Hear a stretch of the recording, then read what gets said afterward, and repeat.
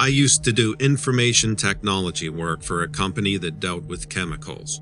The place has since been shut down, but I worked there for about 4 years.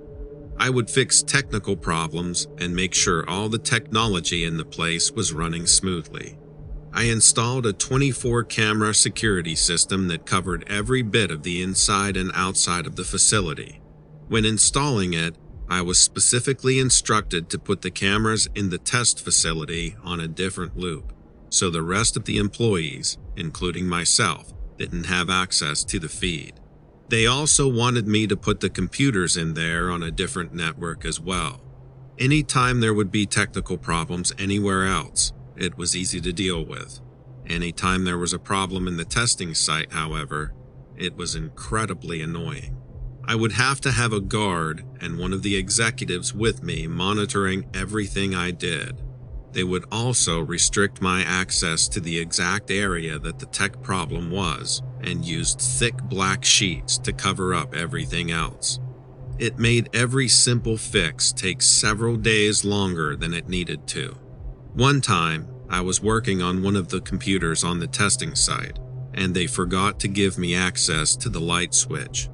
I asked for access, and finally just ended up fixing the problem with a flashlight.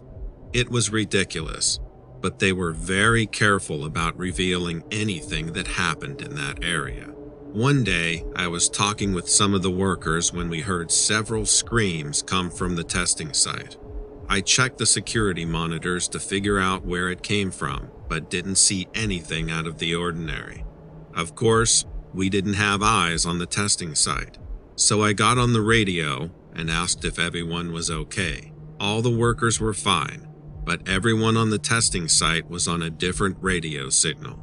It was a breach of protocol, but we all went to the testing site doors, pounded on the doors, and asked if everyone was okay.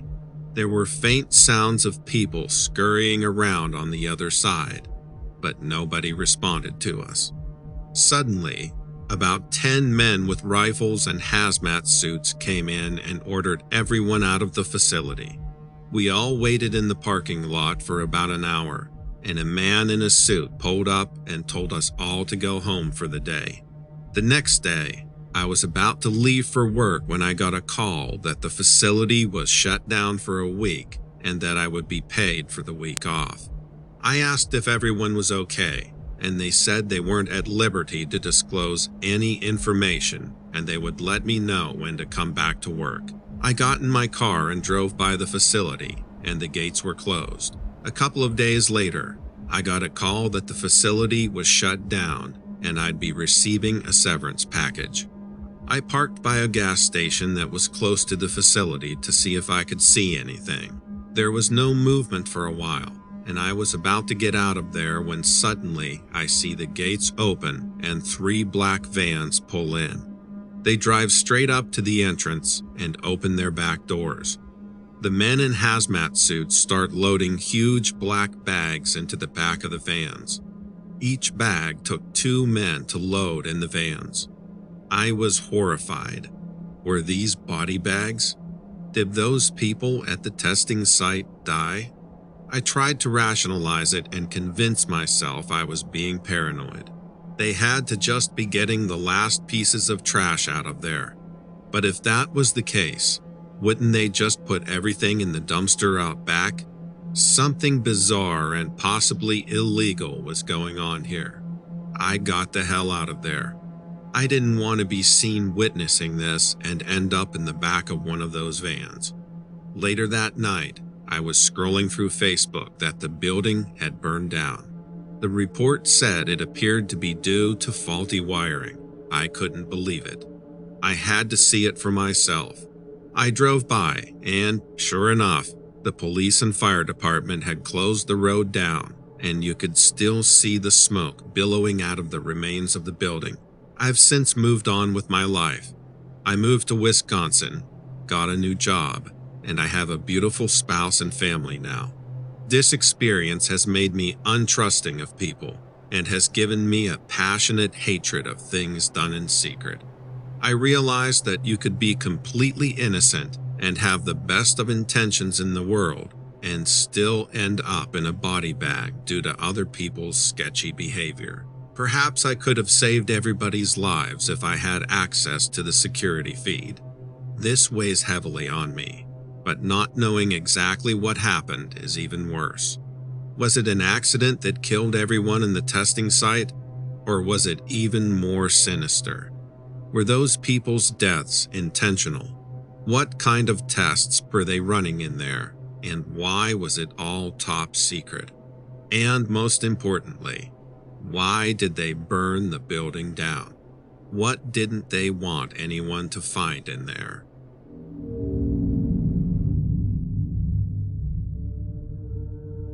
Actually, I don't know what it is. I mean, I really don't know what I saw, but I'm convinced it's something that the government doesn't want us to know about. I'm sure of that. I work on an oil rig, drilling wells out in the Gulf of Mexico. It's a good setup mostly. We do 2 weeks on, 2 weeks off, and the pay is higher than most jobs on land here in South Louisiana. The rig I work on is big, and I'm part of a crew of almost 100 people. We'll work around 12 hours a day while we're on our 2-week hitch. We're just off the coast near Venice, Louisiana. When we're off duty, there's a gym, a theater room, and a few pool tables. Lots of the guys are into fishing, and they do that when they're not working. I never got into it until I got on the rig, but I let my buddy Jackson hook me up. He's got all the gear. Depending on what shift we were on, we might be out there early in the morning or late at night, just waiting for those fish to bite. If we got a good tuna or something, we'd get the rig cooked to fillet and cook it. Anyway, fishing is a lot of staring out into the ocean. There's not much to see out there, so if there's anything, you notice it. One day we were sitting out there and saw a ship. Not a big deal normally. Ships come and go, but they're usually pretty far away. But this one was close enough though that I could see the flag it was flying. Looked to me a lot like Old Glory, so I figured it was US Navy. The weird part was that the ship hung around for a while. They don't usually do that, at least that I've ever noticed. I asked Jackson, and he said no, it wasn't really normal for one to hang around near a rig, especially not a Navy ship.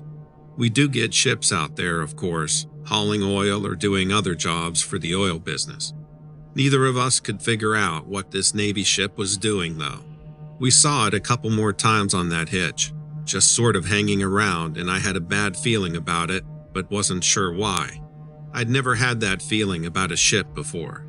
Something just seemed off. Next hitch, Jackson wasn't there. We'd gotten off each other's schedules. I'd been thinking about the ship, so I borrowed some binoculars from a friend who's into birding. I thought maybe I could see what was going on. Sure enough, while I was fishing one morning, I caught sight of that ship again, just stalling around near the rig. Not near enough so I could tell what was going on, though. I trained the binoculars on it, and it took me a while, but I finally located some activity. Off one side, I could see some people heaving something to the edge of the ship. It was hard to see what it was, really. I trained the binoculars on it, and it looked like a big box. They shoved it over the side, and it sunk right away from what I could see. After that, the ship turned and slowly glided away. I watched for the next few mornings, and each time, the ship came, dropped something in the water, and left. Everything they dumped looked similar, like huge boxes, maybe the size of a compact car. I was curious, so I asked around on the rig and no one knew anything about the ship. Or they didn't want to say. I felt like a couple of people acted nervous, like maybe they did know something, but didn't want to open their mouths about it. During the next 2-week hitch, I was at it again with the binoculars, and this time Jackson was back with me. We were on the day shift and started fishing in the evening. I saw the ship come near sunset, and we traded the binoculars back and forth. We couldn't see any activity this time, or at least not with people tossing things overboard. We saw some people moving around the deck, and I was curious and wanted to know why the ship would be just sitting there. On the second evening, though, things started to heat up. At least that was my impression. A lot of people, maybe 20 or 30, crowded on deck. They had a bunch of big black bags that they were hauling around like they were heavy. 2 people had to carry each one. I asked Jackson what he thought they were, and he said, body bags. I took the binoculars back, and that was what they looked like. There were a lot, maybe 100. Why would the Navy be hauling around 100 body bags? I asked him. Neither of us could guess. I mean, wouldn't we have heard it on the news if that many Navy guys died?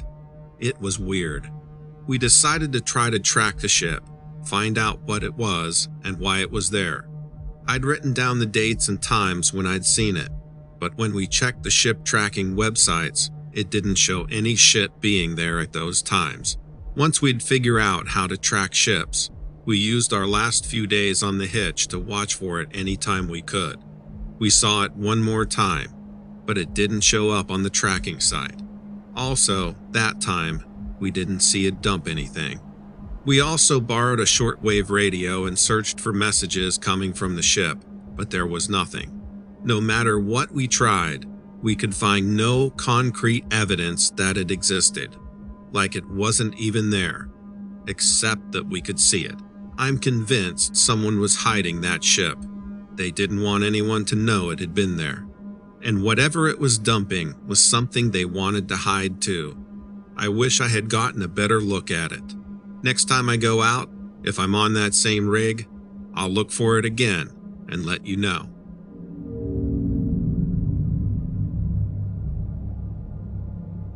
I was driving home from work. I live about 45 minutes from work and I work pretty much every day. I take the drive so often that I usually just kind of zone out on the way home and listen to music. I was tired, and I'm ashamed to say I fell asleep behind the wheel. The next thing I know, I wake up and I've crashed headfirst into a tree. The airbags went off and the car was smoking, but I wasn't seriously hurt, thank God. I do still have whiplash and my back hurts, but it could have been much worse. I'm seriously grateful that I didn't hit another car or a person walking on the side of the road. I immediately called my wife and let her know I was in an accident, and I was okay but needed to call the police and my insurance. I got off the phone and got out of the car and looked around. My car is totaled, but had the tree not been there, I would have gone much farther down a hill and possibly been killed. I called 911 and gave them my approximate location as accurately as I could. They said since I blacked out, I could have head trauma and should go to the hospital. I don't have any health insurance, so I was pissed, but as per protocol, they sent an ambulance. Better safe than sorry. Anyway, I was just walking around trying to catch my breath, and I saw something close to my car. I thought it was a deer at first due to the huge antlers on its head. The closer I got to it, I realized this creature was not a deer. This thing towered over my car on its hind legs. It had to be like 8 feet tall. It had huge muscles, red eyes, giant antlers, gray skin, and long black hair. It looked right at me and just stood there. I was in shock. It let out this huge shriek that was the most appalling thing I'd ever heard in my life. It sounded like a wounded animal crying out, but more aggressive and like nothing I'd ever heard before. The police came and the sirens and lights must have scared it off. It ran off into the woods shrieking, and I ran over to the police officer. When I explained what I just saw, he told me to sit down and that I was in shock. He said there was nothing out there to get me and I needed to calm down and breathe. I kept insisting that the creature was just here, but he just kept trying to calm me down. When the ambulance came, I tried to explain to the paramedics what I saw, but they kept saying I most likely had head trauma from the accident and I was just hallucinating. I was seriously pissed off. When I arrived at the emergency room, I tried to explain to anyone that would listen what just happened, but they all kept saying the same thing. They told me to calm down. I was probably experiencing head trauma, and I was hallucinating. I got an MRI on my head, and the doctors determined that I had suffered a mild concussion and would most likely experience whiplash. I asked, if I hallucinated at the scene of the accident, why wasn't I hallucinating now? They just kept insisting that I needed to calm down, which kept making me angrier and angrier. My family got there, and I tried to explain to them what happened. I told them about the antlers, the huge body, the long hair, the red eyes, the awful shrieking noises. Then they, my own family, told me I hallucinated as a result of the head trauma. I just needed to calm down and take it easy. I know my family wanted the best for me and just wanted me to get well, but my own flesh and blood not believing me felt awful. I felt lost when I got home. I called my friends to let them know what happened. All of them told me that I probably just hallucinated as a result of hitting my head, and I needed to relax and let it go. I debated filing a police report, but I already knew what they were going to say to me. I've been feeling so lost since this happened. I called my work and told them I was in an accident and needed to take the rest of the week off. I told my boss about the creature I saw, and he told me it sounded like a creature called Wendigo. He was the first person to believe me, and he claimed that his wife saw a Wendigo in the middle of the woods when on a camping trip. It was so validating, and even though it was such a horrid-looking creature, the fact that somebody else saw it made me feel some relief.